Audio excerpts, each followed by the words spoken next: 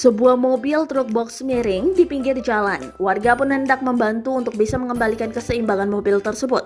Namun, cara yang dilakukan menjadi sorotan warganet. Pasalnya, para warga menggunakan motor Supra untuk menarik mobil agar seimbang. Momen itu bahkan terekam kamera dan viral di media sosial, diunggah salah satunya akun Instagram @video_medsos pada Senin 31 Januari 2022.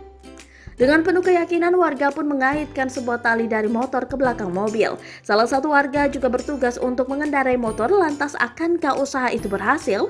Warganet meragukan cara tersebut. Pasalnya, kekuatan motor Supra untuk menarik benda yang lebih berat malah akan membuat motor rusak. Dalam video tak terlihat juga hasil dari usaha warga tersebut.